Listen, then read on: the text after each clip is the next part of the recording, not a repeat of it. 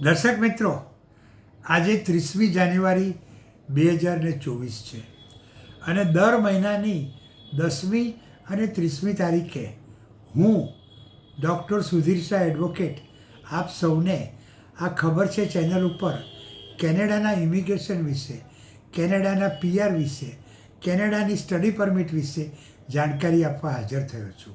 એ મુજબ આજે પણ આ 30મી જાન્યુઆરીએ હું તમને કેનેડા વિશે જાણકારી આપવા હાજર થયો છું. પણ દર્શક મિત્રો, આજે મારે તમને બે નિરાશાજનક વાતો કહેવી છે. તમને બધાને ખબર છે કે કેનેડામાં જો ભણવા જવું હોય, એના સ્ટડી વિઝા મેળવવા હોય તો તમારે $10,000 કેનેડાની બેંકમાં જમા કરાવવા પડે છે અને ગેરંટેડ ઇન્વેસ્ટમેન્ટ સર્ટિફિકેટ મેળવવું પડે છે. અને એ દેખાડો એટલે કેનેડાની યુનિવર્સિટી તમને પ્રવેશ આપે છે અને પછી કેનેડાનું ઇમિગ્રેશન ખાતું તમને સ્ટડી વિઝા આપે છે. આ $10,000 કેનેડિયન ડોલર પણ અનેકોને બહુ ભારે પડતા હતા. લોકો આગળથી ઉછીના પૈસા લઈને એ લોકો પોતાના છોકરાઓને ભણાવવા માટે આ ગેરંટેડ ઇન્વેસ્ટમેન્ટ સર્ટિફિકેટ લેતા હતા. અને હવેથી કેનેડાની સરકારે આ રકમ બમણી કરતાં પણ વધારે કરી નાખી છે. હવેથી જો તમારે કેનેડા ભણવા જવું હોય તો તમારે કેનેડાની બેંકમાં 20,635 યસ $20,635 કેનેડિયન ડોલર જમા કરાવવા પડશે. તમારે દેખાડવું પડશે કે તમે $20,635 કેનેડાની બેંકમાં જમા કર્યા છે અને બેંકે તમને ગેરંટેડ ઇન્વેસ્ટમેન્ટ સર્ટિફિકેટ આપ્યું છે. આ દેખાડો એટલે જ તમને કેનેડાની યુનિવર્સિટીઓ પ્રવેશ આપે છે અને કેનેડાનું ઇમિગ્રેશન ખાતું તમને સ્ટડી વિઝા આપે છે. હવે બીજી વાત, એ પણ નિરાશાજનક છે. છેલ્લા થોડા વર્ષોથી ભારતમાંથી હજારો નહીં બલકે લાખો વિદ્યાર્થીઓ કેનેડા ભણવા જવા લાગ્યા છે. અને એ મુજબ જ વિશ્વના પણ બધા જ દેશોમાંથી વિદ્યાર્થીઓ કેનેડા ભણવા આવે છે. અને આ વિદ્યાર્થીઓની સંખ્યા એટલી બધી વધી ગઈ છે કે કેનેડાની સરકારને ભીતિ લાગે છે કે આ બધાને અમે રાખશું ક્યાં? આટલા બધા હજારો લાખોની સંખ્યામાં પરદેશી વિદ્યાર્થીઓ કેનેડામાં આવે તો એમને રહેવા માટે ઘર તો જોઈએ ને, રહેઠાણ તો જોઈએ ને, ફ્લેટ જોઈએ ને, રૂમ જોઈએ ને, પણ કેનેડા આગળ એવી સગવડ નથી. આથી કેનેડાની સરકારે નક્કી કર્યું છે કે આજથી હવે પછીના 2 વર્ષ સુધી કેનેડામાં જે વિદ્યાર્થીઓ, પરદેશી વિદ્યાર્થીઓ ભણવા આવે છે એને અમુક સંખ્યામાં જ આવવા દેવા. ગમે તેટલા વિદ્યાર્થીઓ અમેરિકામાં હવે આવી નહીં શકે. કેનેડાની સરકારે જે સંખ્યા નક્કી કરી છે એટલા જ પરદેશી વિદ્યાર્થીઓને કેનેડામાં રહેવા આવવા દેવામાં આવશે, જેથી એ લોકોને રહેઠાણ મળી શકે અને રહેવાની અગવડ ન પડે. પણ આનું કારણ એ થશે કે બીજા બધા વિદ્યાર્થીઓ રખડી પડશે. 5 લાખ વિદ્યાર્થીઓને આવવું હોય ને તમે ખાલી 3.5 લાખ વિદ્યાર્થીઓને આવવા દો તો બાકીના 1.5 લાખ વિદ્યાર્થીઓ કરે શું? એટલે કાં તો એમને કેનેડામાં ભણવાના વિચાર છોડી દેવા પડશે, પોતાના દેશમાં જ ભણવું પડશે, અથવા તો તે લોકો ઇંગ્લેન્ડ જશે, જર્મની જશે, ફ્રાન્સ જશે,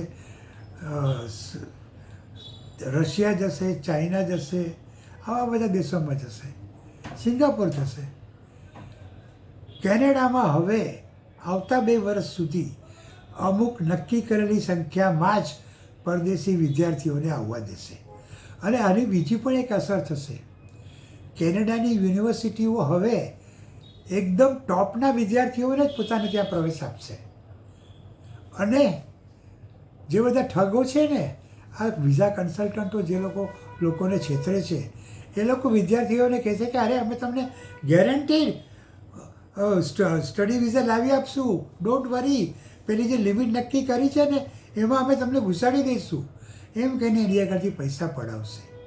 તો દર્શક મિત્રો, અને એમાં પણ ખાસ કરીને જે વિદ્યાર્થીઓ છે જેઓ કેનેડા ભણવા જવાની ઈચ્છા ધરાવે છે, એમણે હવે આ 2 ચીજ જાણી લેવી જોઈએ કે એમને $20,635 કેનેડાની બેંકમાં જમા કરવા પડશે અને ગેરંટીડ ઇન્વેસ્ટમેન્ટ સર્ટિફિકેટ એટલી રકમનું મેળવવું પડશે અને કેનેડા અમુક સંખ્યામાં જ પરદેશી વિદ્યાર્થીઓને એમને ત્યાં ભણવા માટે આવવા દેશે.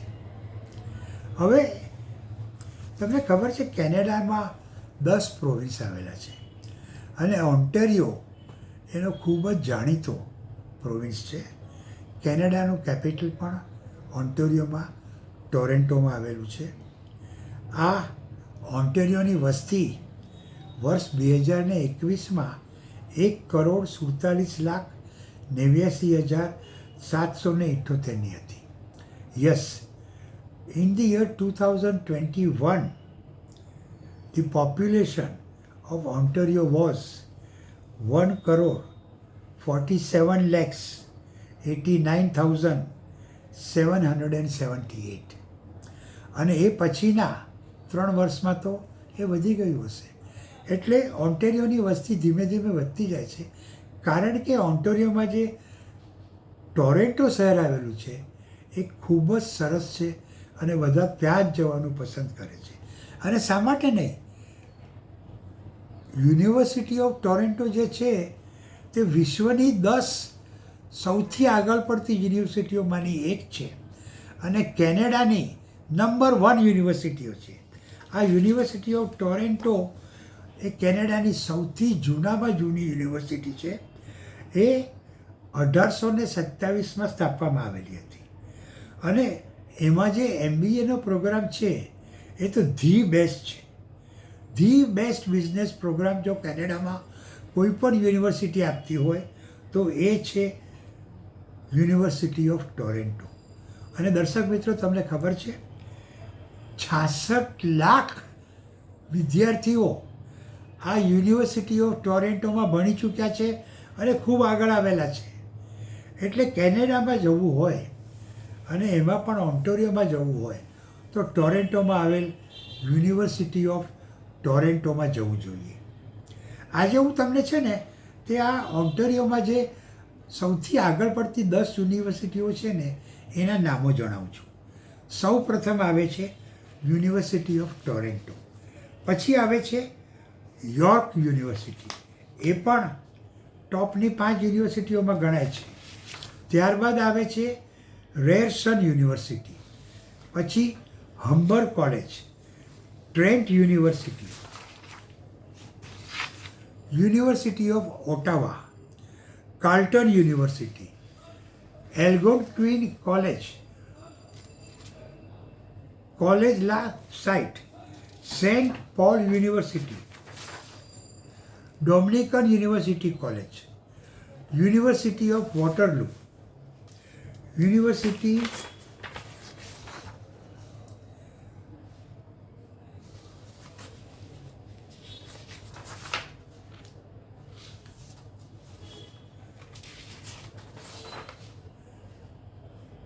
Of Waterloo notable. એટલે આ પ્રમાણે ઓન્ટેરિયો પ્રોવિન્સમાં આ 10 યુનિવર્સિટીઓ મુખ્ય આવેલી છે અને જેમાં યુનિવર્સિટી ઓફ ટોરેન્ટો અને યોર્ક યુનિવર્સિટી ખૂબ જ સારી છે, ખૂબ જ આગળ પડતી છે અને વર્ષો જૂની છે. યુનિવર્સિટી ઓફ ટોરેન્ટો તો સૌ પ્રથમ કેનેડાની યુનિવર્સિટી છે. હવે તમારે આ યુનિવર્સિટી ઓફ ટોરેન્ટો કે પછી ઓન્ટેરિયોમાં આવેલ બીજી યુનિવર્સિટીઓમાં ભણવા જવું હોય તો એ માટે શું કરવું જોઈએ, શું તૈયારી કરવી જોઈએ, આ ગેરંટેડ ઇન્વેસ્ટમેન્ટ સર્ટિફિકેટ કેવી રીતે મેળવવું જોઈએ અને પેલી જે નક્કી કરેલી સંખ્યા છે પરદેશી વિદ્યાર્થીઓને અમેરિકામાં કેનેડામાં ભણવા આવવા દેવાની, તો એ સંખ્યામાંથી તમે કેવી રીતે જઈ શકો એ બધું જો જાણવું હોય તો ડોન્ટ ટેક ટેન્શન. હું તમને આ બધી જાણકારી આપીશ. આવતા વખતે હું તમને આ બધી જ જાણકારી આપવાનો છું. અને હા, હું દર મહિનાની 10મી અને 30મી તારીખે આ ખબર છે ચેનલ ઉપર કેનેડા કોલિંગ આ શીર્ષક હેઠળ કેનેડા વિશે જાણકારી આપું છું. અને દર મહિને 2 દિવસ માટે સુરત પણ કન્સલ્ટેશન માટે આવું છું. ફેબ્રુઆરી મહિનામાં હું 13મી અને 14મી તારીખે 13 ફેબ્રુઆરી ટ્યુઝડે એન્ડ 14 ફેબ્રુઆરી વેનસડે આ 2 દિવસ હું સુરત સ્ટેશનની નજીક આવેલ બેસ્ટ વેસ્ટર્ન યુવરાજ હોટેલમાં તમને મળી શકીશ. તમે મને ત્યાં કન્સલ્ટ કરી શકશો. તો દર્શક મિત્રો, આ 2 ચીજ ધ્યાન રાખજો. હવેથી ગેરંટેડ ઇન્વેસ્ટમેન્ટ સર્ટિફિકેટ $10,000 નહીં પણ $20,635 લેવા પડશે. અને કેનેડા મર્યાદિત સંખ્યામાં જ પરદેશી વિદ્યાર્થીઓને એમને ત્યાં આવતા 2 વર્ષમાં પ્રવેશ આપશે. અને કેનેડાની સૌથી સારામાં સારી યુનિવર્સિટી ઓફ ટોરેન્ટો છે. તો ચાલો ફરી પાછા મળશું આવતા મહિનાની 10મી તારીખે. અને સુરતમાં જો પર્સનલી મળવું હોય તો 13 અને 14 ફેબ્રુઆરીના બેસ્ટ વેસ્ટર્ન યુવરાજ હોટેલમાં. નમસ્તે.